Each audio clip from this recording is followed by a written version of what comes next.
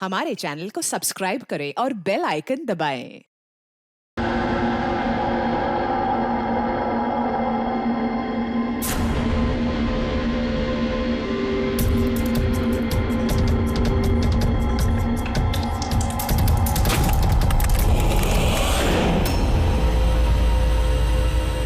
कौन है?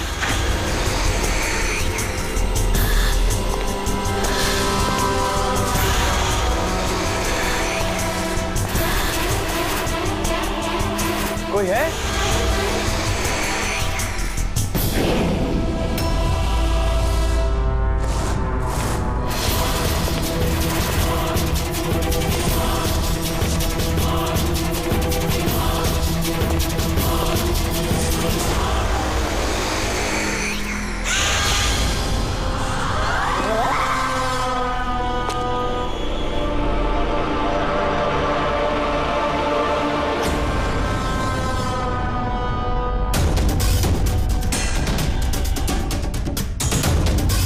कौन है वहाँ?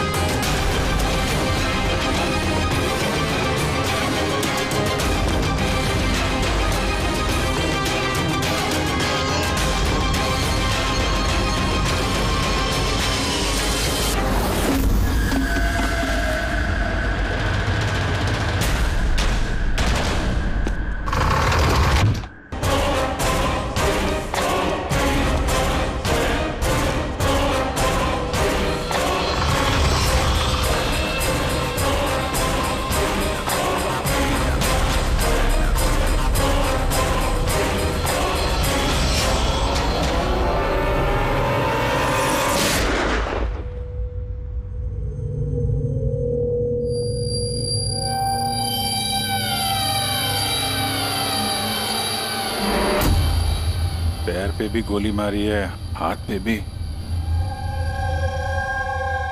ये बॉडी सबसे पहले किसने देखी थी? सर मैंने देखी थी। आज सुबह जब 9 बजे मैंने ऑफिस खोला तो देखा टोनी सर की लाश पड़ी है। तभी मैंने आपको फोन किया। आप सर मैं रीटा, टोनी सर की सेक्रेटरी। ये टोनी इस कंपनी के अकेले मालिक थे या आप कोई और भी पार्टनर था? नहीं सर, अकेले ही मालिक थे टोनी सर।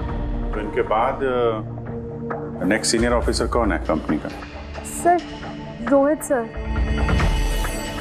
रोहित? जी सर, मैं ही इस कंपनी का सीईओ हूँ। किस चीज़ की कंपनी है ये? सर हम स्टॉक्स और सिक्योरिटीज में डील करते हैं। सर इनकी बेल्ट और जूते देखिए सर। इतने बड़ी कंपनी के सीईओ ये पहन के आएंगे ऑफिस? तो रोहित जी क्या चल रहा है आजकल शेयर का भाव? सर वो एक्चुअली सर आज मेरी नींद जरा देर से खुली थी तो मैं अखबार या इंटरनेट पे चेक नहीं कर पाया। अच्छा, तो आपकी कंपनी का कौन सा अच्छा स्टॉक है जो बढ़िया परफॉर्म कर रहा हो? उसके बारे में कुछ बताइए। क्या नाम है उसका? सर वो याद नहीं आ रहा सर। तो आप लोग बताइए स्टॉक के बारे में। एक भी स्टॉक का नाम बताइए आप लोग।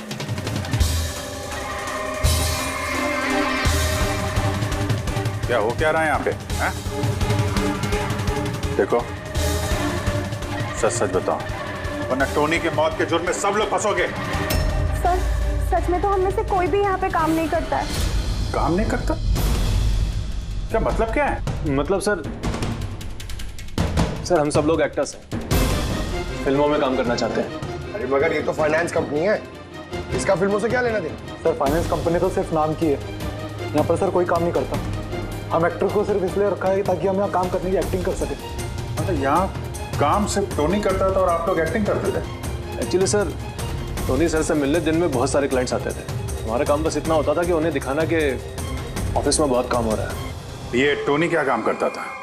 किस चीज़ की मीटिंग होती थी यहाँ पे? सर, उनकी जो भी मीटिंग्स होती थी वो उनके केबिन के अंदर होती थी। अब वो क्लाइंट्स के साथ क्या बातें करते थे वो हम में से किसी को नहीं पता सर। और कब से चल रहा है ये सब? सर पिछले 2 हफ्ते से। कमाल है, एक नकली कंपनी जहाँ पे नकली काम होता था उसके मालिक का खून हो जाता है, वो भी इतनी बेरहमी से। समझना पड़ेगा एग्जैक्टली यहाँ पे हुआ क्या था।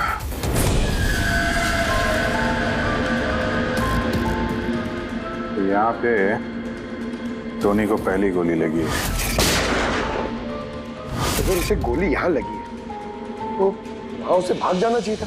वो तो एग्जिट है, वो वापस ऑफिस के अंदर क्यों गया?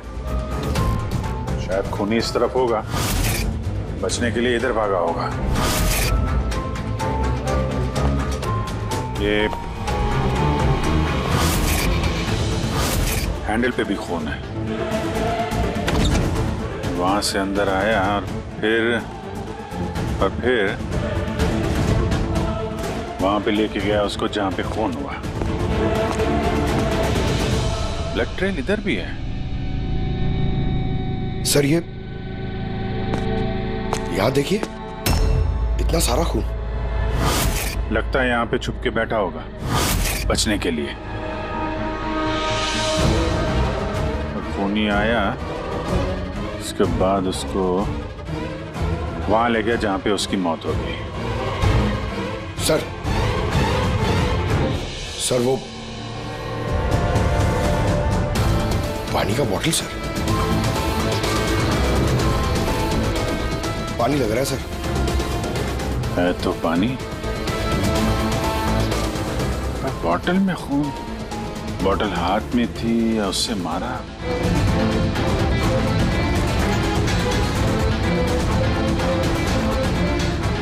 यहाँ तो खून है नहीं, खून तो वहां है, तो इसका मतलब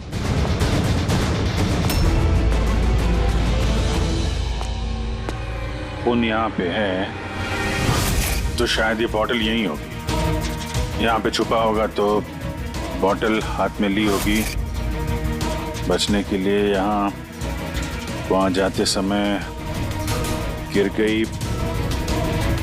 यहाँ पे भी खून, वहां से आया तो इस पे हाथ लगा और सर हाँ, यहाँ तो ब्लड ट्रेल है।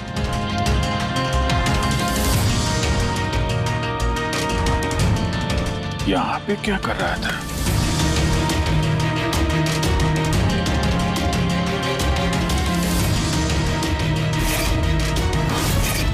यहाँ पे पंजे का निशान है, यहाँ भी खून है, यहाँ भी पंजे का निशान है। कुछ पकड़ रहा था या फिर? अरे क्या? ठीक हो? हाँ सर। गन छुपा के रखी है अंदर। शायद इसी को ढूंढने आया होगा, लेकिन इसके पहले गन तक पहुंचता खून ही पहुंच गया इसके। मगर सर ये ऑफिस में उसने गन क्यों छुपा के रखी? ऑब्वियसली उसकी जान को खतरा होगा। इतना गड़बड़ घोटाला करके रखा हुआ था यहाँ पे, एक्टर्स लोगों को हायर करके रखा था। पता नहीं कितने दुश्मन होंगे इसके। ये डायरी भी।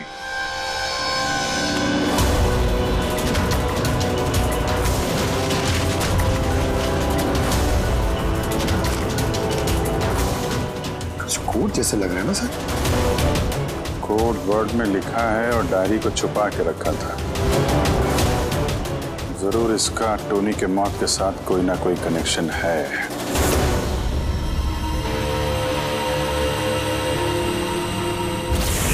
ये इसका बॉडी स्कैन चेक किया तुमने? वैसे स्कैन देखा मैंने, बाकी सब कुछ ठीक है। सिर्फ इसके एब्डोमेन में मुझे कुछ अजीब सी गोल गोल सी चीज नजर आ रही है। समझ में नहीं आ रहा क्या है। चलो देखें क्या। ये देखिए सर, ये जो गोल गोल सी चीज है ना तारिका, ये मेटेलिक चीज है कोई, something metallic. Metallic like coin जैसी? एब्सोल्युटली। लेकिन ये इसके एब्डोमेन में आई कैसे? एक काम करते हैं, इसके पोस्टमार्टम से ही पता लगेगा आखिर ये चीज है क्या।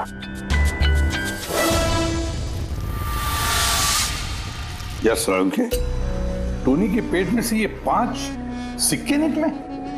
बॉस, मैंने इन सिक्कों के बारे में पता लगाया। ये सिक्के किसी भी देश की ऑफिशियल करेंसी नहीं है। मगर सर, कोई अपनी मर्जी से ये सिक्के क्यों खाएगा? शायद खूनी ने टॉर्चर करने के इरादे से टोनी को मजबूर किया होगा ये सिक्के निकलने के लिए। कोई ना कोई कनेक्शन तो है इस सिक्कों का इस केस के साथ। ये जो टोनी के नकली एम्प्लॉइज हैं, इनसे पूछते हैं। तो बताइए, आप में से किसने ये कॉइन्स देखे टोनी के पास? नहीं सर, किसी ने नहीं। सर याद कीजिए, जोर डालिए अपने दिमाग पर, बताइए। टोनी का फोन किसने किया? आप दोनों कौन? मैं दीनानाथ और ये शेखर। मैंने यहाँ फोन किया था। ऑफिस जाकर पता चला कि टोनी का खून हो गया। आप लोग कैसे जानते हैं टोनी को? मैं उससे सेट कॉइन्स खरीदता था। Set coins? ये है क्या एग्जैक्टली? सेटकॉइन एक ऑनलाइन करेंसी है। इसका व्यापार ऑनलाइन यानी इंटरनेट पे होता है। जैसे गोल्ड में और शेयर मार्केट में लोग इन्वेस्ट करते हैं, वैसे इसमें भी करते हैं। बस अंतर यह है कि ये फिजिकल फॉर्म में नहीं होता, गोल्ड कॉइन की तरह, है ना? नहीं सर, होता है ना, जैसे गोल्ड कॉइन होता है ना, वैसे ये कॉइन भी बाजार में मिलता है। टोनी उन चुनिंदा लोगों में से था जो इनका व्यापार करता था।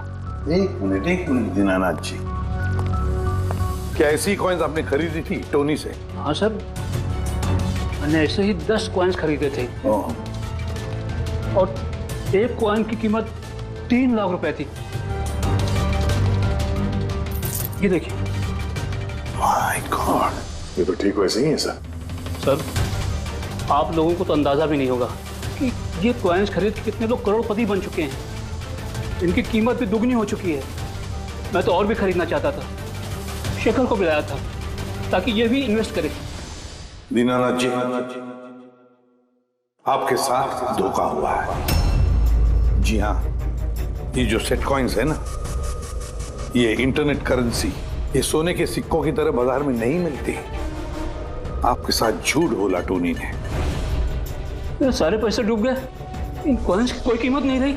दीनानाथ जी, इस टोनी की जैसे 420 दुनिया में बहुत है जो खुद के फायदे के लिए आप जैसे लोगों को फंसाते हैं। काश अपने पैसे इन्वेस्ट करने से पहले आपने थोड़ी जांच पड़ताल की होती। अच्छा वो मैंने पैसे इन्वेस्ट किए, वरना मैं भी लूट जाता। मेरी बेटी की शादी कैसे होगी? मैंने अपनी सारी जमा पूंजी इसमें लगा दी, अपने प्रोविडेंट फंड्स के पैसे भी। सर, लगता है टोनी ने जानबूझ के थोड़े ज्यादा उम्र वालों को ही अपना निशाना बनाया है। मैं टेक्नोलॉजी और इंटरनेट के बारे में ज्यादा जानकारी होती नहीं है। हाँ सर। सर, कहीं ऐसा तो नहीं कि जिन जिन लोगों को टोनी ने धोखा दिया है उनमें से किसी ने टोनी का खून कर दिया? हो सकता है दया, बिल्कुल हो सकता है। टोनी के इस खूनी तक पहुंचने के लिए हमें पहले ये पता लगाना चाहिए कि टोनी ने कितने सारे लोगों को ये सेट कॉइन्स को लेकर फंसाया है।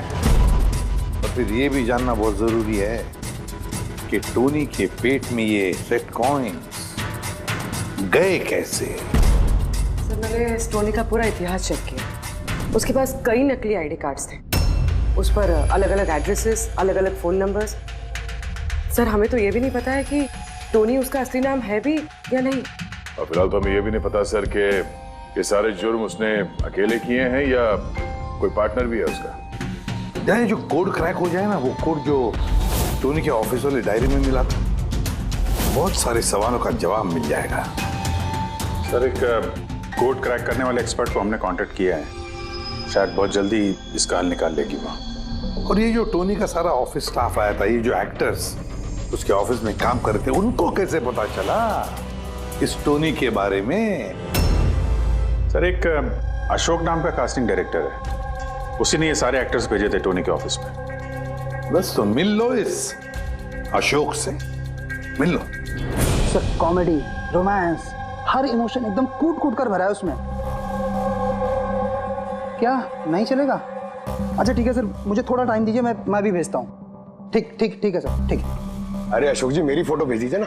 एक्शन, कॉमेडी, रोमांस, सब में नंबर 1 हूं मैं। देखो भाई, तुम हीरो तो बन नहीं सकते, एक कॉमेडियन का रोल है, करोगे? कॉमेडी? और हाँ, तुम्हारे चेहरे में मुझे एक कशिश दिखती है। एक आर्ट फिल्म के लिए मेरी बात चल रही है, तुम एक काम करो, एक ऑडिशन दे दो उसके लिए। अच्छा,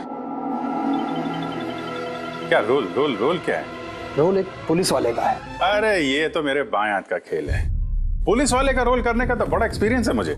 एक्सपीरियंस है पुलिस वाले के रोल का? अरे रोज ही पुलिस वाले का रोल करते हैं। आप ये देखिए, ये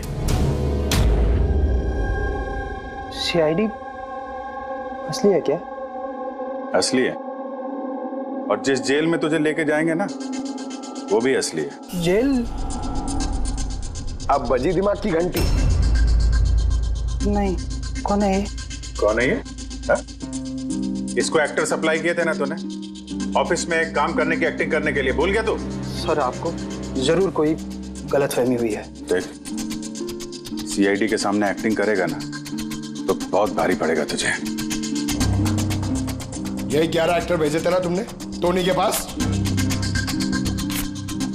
हाँ याद आया, भेजा था मैंने, लेकिन सर काम करने की, एक्टिंग के लिए नहीं भेजे थे, बल्कि टोनी ने मुझसे ये कहा था कि वो एक शॉर्ट फिल्म बना रहा है और उसको कुछ स्ट्रगलिंग एक्टर चाहिए। जो एक्टर तूने भेजे थे ना, उसका इस्तेमाल करके उसने बहुत बड़े घपले किए हैं। सर ये बात मुझे कैसे पता चलेगी? सर पूरे 12 में से किसी भी एक्टर ने मुझे ये बात नहीं बताई सर। 12? सर उसकी ऑफिस में तो 11 लोग थे, ये 12वां कहां से आ गया? अच्छा, वो जो एक्टर भेजे थे उनकी लिस्ट दिखाना जरा। जी सर।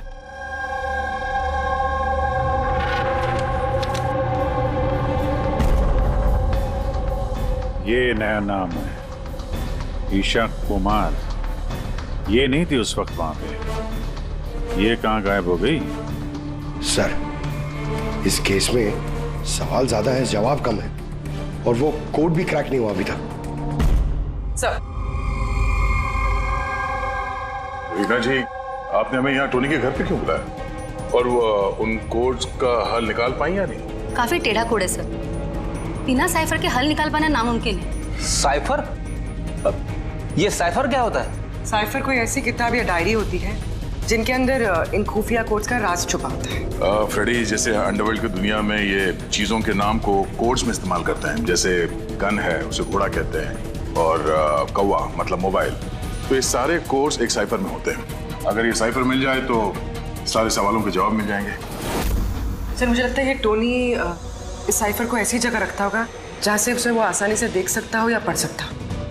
लेकिन सर उसका ऑफिस तो अच्छी तरह से चेक किया था, वहां पर तो कुछ भी नहीं मिला। तो हो सकता है टोनी के घर पे मिल जाए।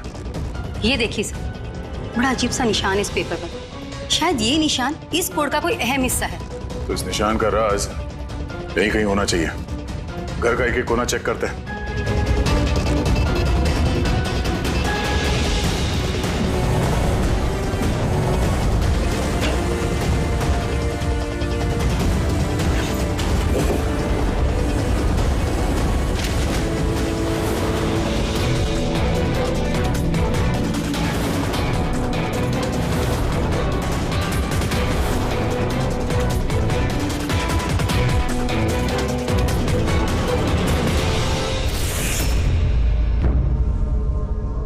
रीना जी, ये देखिए, इस किताब में भी ठीक वैसा ही निशान है।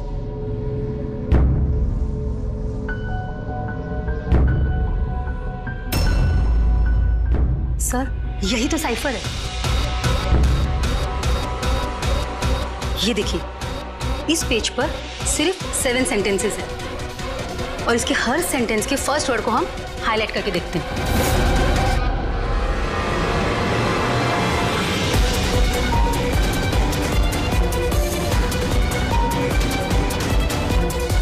ये सीजर का क्या होता है? जूलियस सीजर का नाम तो सुना होगा ना? हाँ। लगता है उसके जमाने का कोई पुराना कोड है। तो यहाँ ये सीजर के आगे जी भी तो है। यही तो मालूम करना है कि कौन से सीजर साइफर का इस्तेमाल हुआ है। मान लो ए अगर जी है और बी अगर एच है तो ए टू जेड कुछ इस तरह दिखेगा। ये देखिए।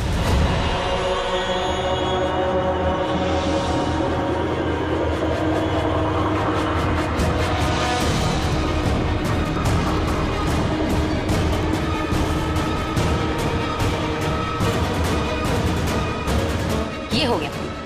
अब हम इसे फॉलो करके देखते हैं कि हमारा कोड का मतलब क्या है। और हमारा पहला कोड है SUNGTQASGX-10।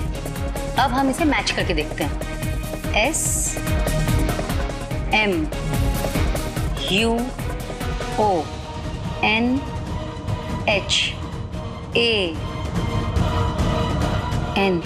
मोहन?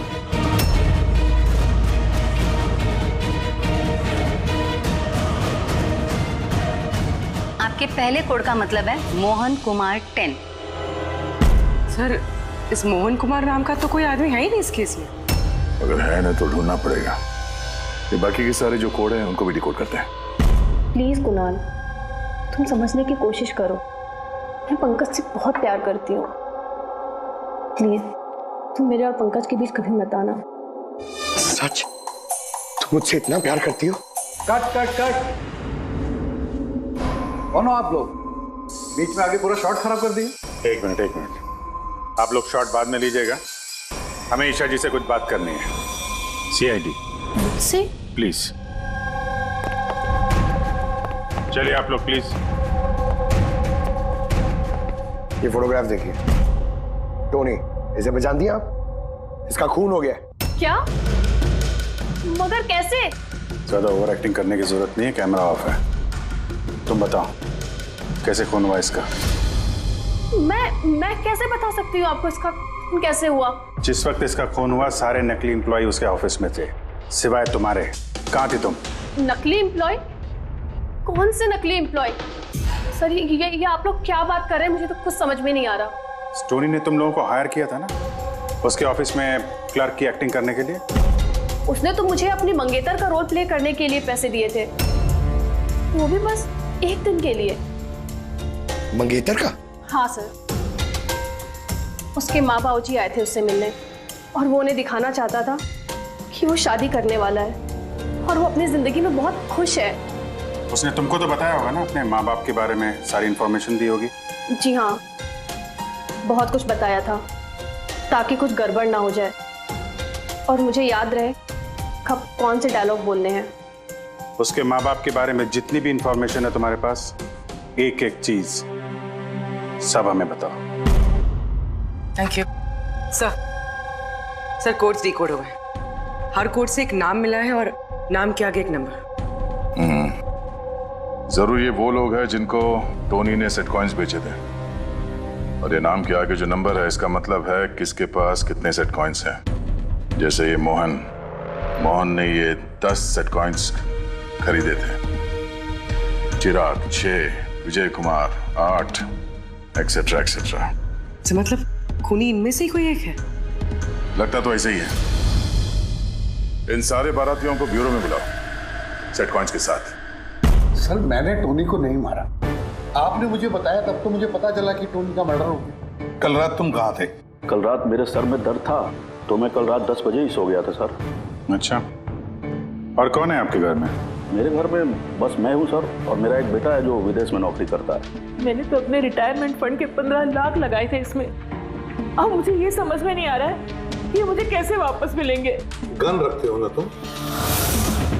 सर, मेरी गहनों की दुकान है, सिक्योरिटी एंड प्रोटेक्शन के लिए मुझे अपने पास गन रखनी पड़ती है सर।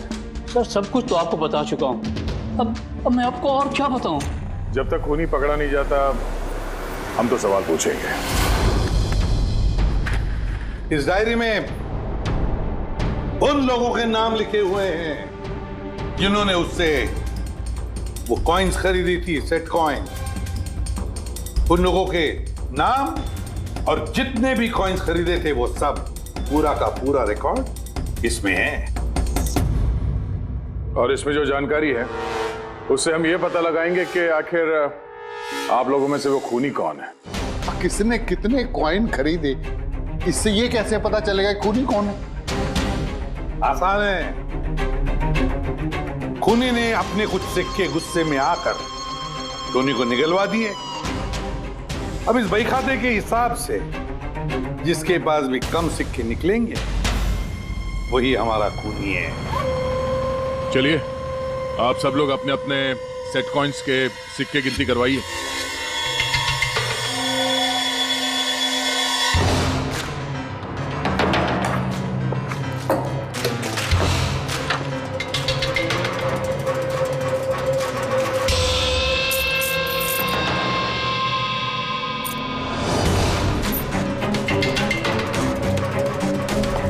सर, सारे के सारे कॉइन्स हैं, एक भी कम नहीं। कोई भी कम नहीं?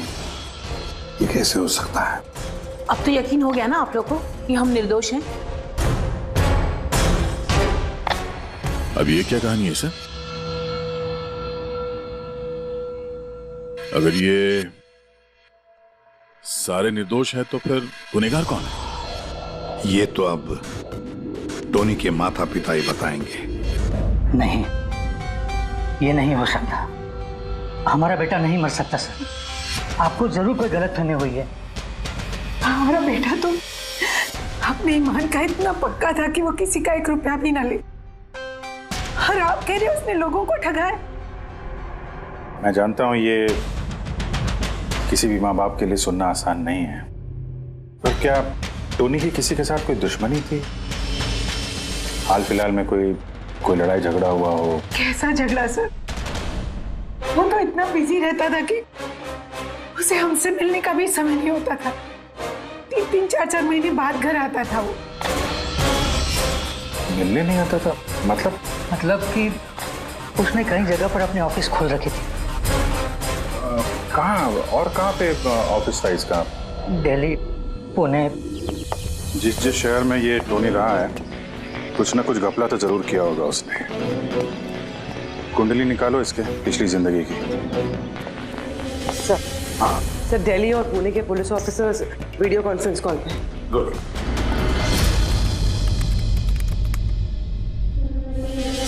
सर, इस स्केच को देखिए सर।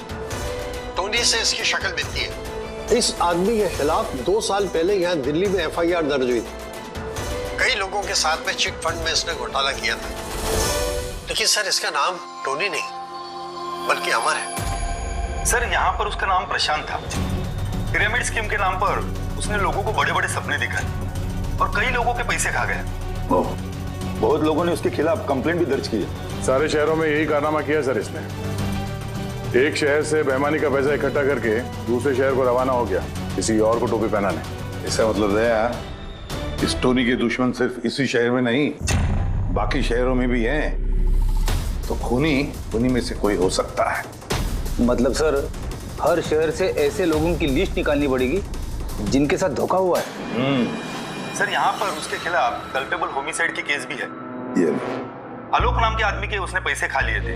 वो सदमा वो आदमी बर्दाश्त नहीं कर पाया, इसलिए उसने सुसाइड किया। तो टोनी को मारने का सबसे बड़ा मोटिव तो आलोक के किसी करीबी के पास है। ना तो उसने सिर्फ पैसा खोया बल्कि अपने किसी करीबी को भी खोया है। हाँ, आलोक, पुणे।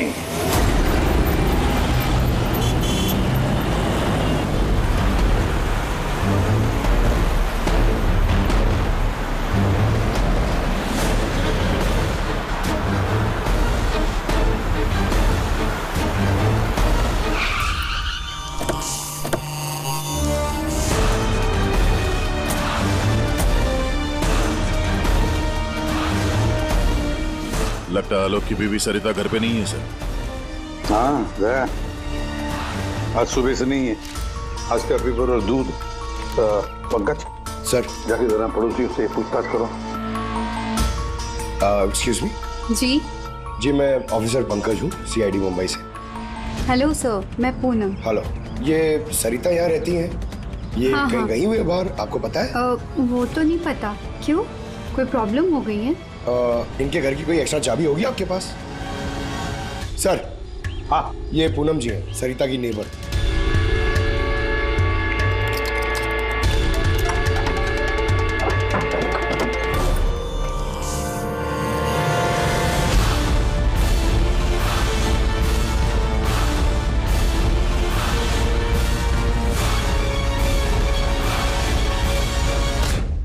जिस तरह से घर के अंदर ये सामान बिखरा पड़ा है, ऐसा लगता है कि कल रात यहाँ पे कुछ हुआ था। हुआ तो था जरूर दया, कुछ न कुछ तो हुआ था। ये देखो, खून के निशान, ऐसे लग रहा है जैसे किसी को घसीट के यहां से ले जाया गया। सर, कहीं किसी ने सरिता का किडनैप तो नहीं कर लिया? पूनम? हाँ सर। सरिता को आखिरी बार कब देखा था तुमने? सर, रात के 2 बजे जब मैं नाइट शिफ्ट से घर वापस आई। उस वक्त शायद सरिता जाग ही रही थी क्योंकि यहाँ पे टीवी चल रहा था। उसके घर के आसपास किसी को देखा, कोई आया हो उनसे मिलने के लिए?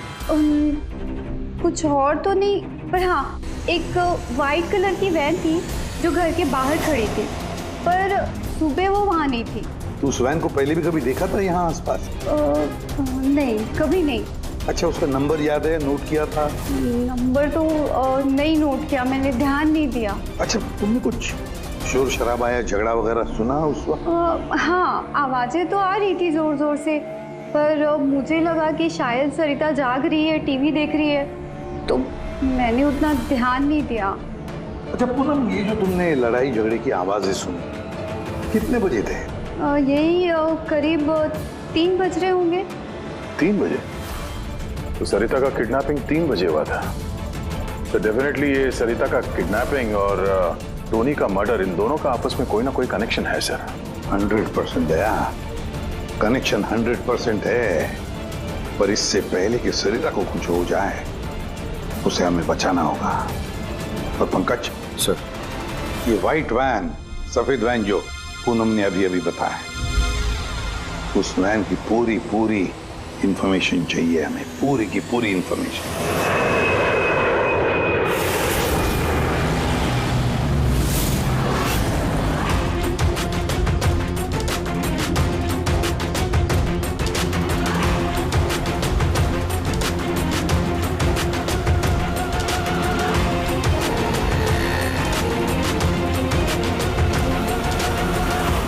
सर, यही रास्ते से वो व्हाइट वैन क्रॉस हुई थी।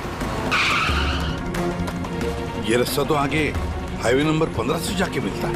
कहीं ऐसा तो नहीं कि किडनैपर्स इस सरिता को शहर से बाहर ले गए हो?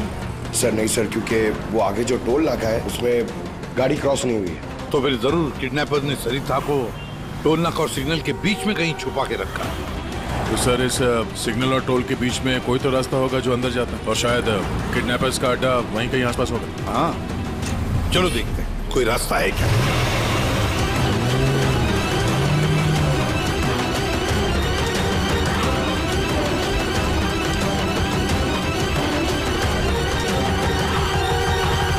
सर, ये एक रास्ता है जो अंदर जाता है। चलो देखते हैं।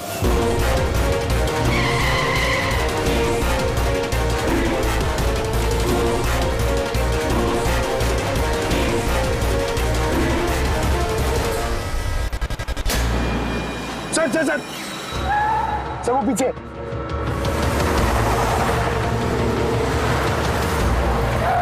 ये देखिए सर।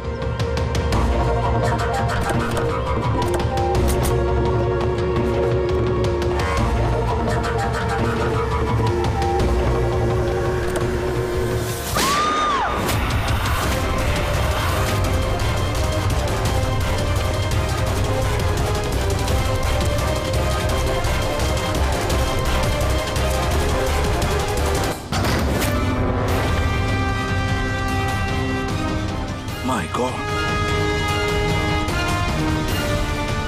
सरिता?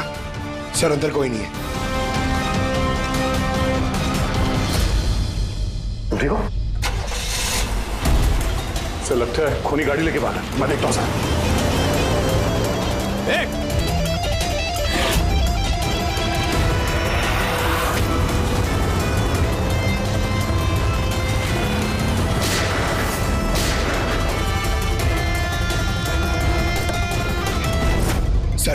एम्बुलेंस आ रही है। सरिता, ये बताओ किसने किया ये सब?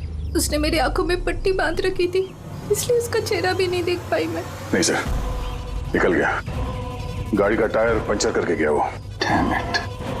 सरिता बताओ क्यों किया होगा ये सब उसने? सर उसको मेरे पति आलोक का फाइनेंशियल रिकॉर्ड चाहिए था, पता नहीं क्यों। पर तुम्हारे पति आलोक अब इस दुनिया में नहीं रहे ना? हाँ सर, उन्होंने आत्महत्या कर ली थी क्योंकि किसी फ्रॉड ने उन्हें धोखे से लाखों रुपए लूट लिए।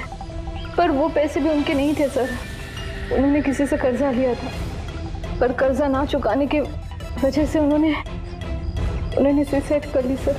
अब ये क्या चक्कर है सर? ये किडनैपर को आलोक के फाइनेंशियल रिकॉर्ड्स में इतनी दिलचस्पी क्यों होने लगी? पंकज,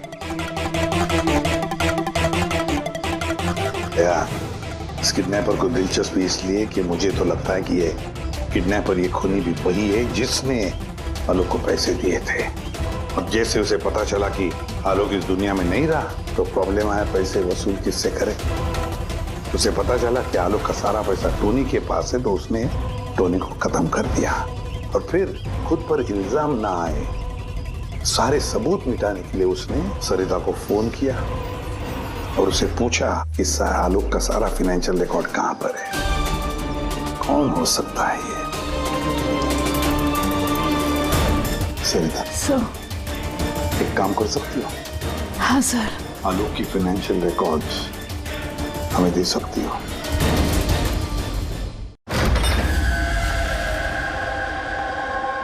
माय गॉड,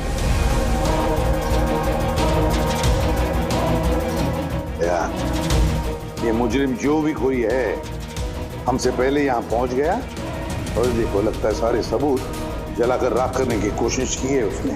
बस सर उस कंप्यूटर के साथ कुछ करना दिया हो जिसमें आलोक के फाइनेंशियल रिकॉर्ड्स हैं। तो फिर देखो जरा कोई कंप्यूटर या लैपटॉप वगैरह मिलता है क्या? सर, हाँ, लैपटॉप मिल गया। वंडरफुल। सर, आलोक फाइनेंशियल फाइल। गुड। अब इसकी फाइल ओपन करने की कोशिश करो, जरूर उसमें उसके कर्जदारों की लिस्ट मिलेगी हमें। खुल गया सर। इससे तो कई सारे लोगों से कर्जा लिया है सर, और सबसे ज्यादा कर्जा दिया है शेखर ने। शेखर? कहीं वही शेखर तो नहीं जो दीनानाथ के साथ हमसे मिलने आया था? मैं दीनानाथ, ये शेखर। हाँ सर, वही है। तो दया, इस शेखर का पिंजरे में जाने का वक्त आ गया। वो सफेद वैन तो मिल गई सर, पर शेखर का अभी तक कुछ पता नहीं चल पाया। सर, शेखर भले ही खून करके भाग गया हो लेकिन ज्यादा दूर नहीं जा पाएगा। फिर भी कुछ ना कुछ तो गड़बड़ जरूर है इस केस में, पता नहीं क्यों लेकिन सही नहीं लग रहा है मुझे। क्या हुआ सर, आपको कुछ और लग रहा है क्या? अब जिस तरह सोचो, ये सरिता का किडनैप होना, उसके बाद में हमें बड़े आसानी से वो सफेद वैन मिलना लावारिस पड़ी हुई, उसके बाद में आलोक की फाइनेंशियल रिकॉर्ड जिसमें शेखर का भी नाम है, वो भी बड़े आसानी से मिले हमें। हाँ सर, वो फाइनेंशियल रिकॉर्ड लैपटॉप के डेस्कटॉप पे था। यही तो मैं कह रहा हूँ दया, गड़बड़ है। हालांकि ये ऐसे फाइनेंशियल रिकॉर्ड्स अलग से फोल्डर में होने चाहिए, पासवर्ड प्रोटेक्टेड होने चाहिए ना। सर, लेकिन अगर हमें वो सुराग मिल रहे हैं तो ये तो अच्छी बात है ना? नहीं पंकज, हमें सुराग मिल नहीं रहे हैं, सुराग हमें दिए जा रहे हैं एक के बाद एक, एक के बाद एक। इसीलिए तो मैं कह रहा हूँ ना, गड़बड़ है, कुछ ना कुछ तो गड़बड़ जरूर है। हमें गुमराह करने की कोशिश हो रही है। टोनी के बारे में आपको जो कुछ भी याद है जरा डिटेल में बताइए। बात करने में, लोगों को बड़े से बड़े सपने दिखाने में बहुत अच्छा था ये टोनी। ऐसे किसी से घुल मिल जाता था केवल 2 मिनट में कि जैसे आपको लगे कि दुनिया में उससे अच्छा आपका कोई दोस्त है ही। और हाँ सर, आलीशान पार्टीज वगैरह रखी थी उसने अपने इन्वेस्टर्स के लिए। उन पार्टीज की तस्वीरें हैं आपके पास? सर, हाँ सर, पूर्वी ने ये फोटो भेजी है, सस्पेक्ट के घर से मिली है। अच्छा, तो ये है वो इस पूरे खेल के पीछे। मतलब शेखर भी इसी के कब्जे में होगा सर? इसका फोन ट्रैक करो, शेखर की जान को खतरा है, शेखर को बचाना होगा।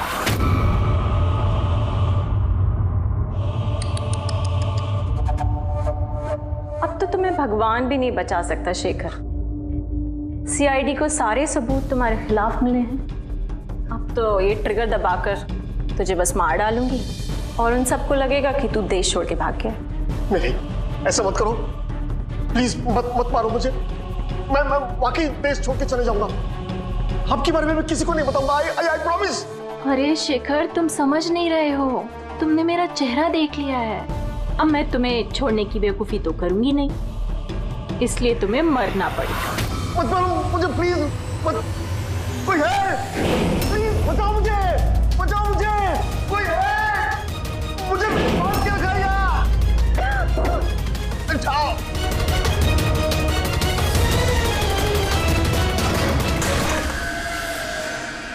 उठ उठ।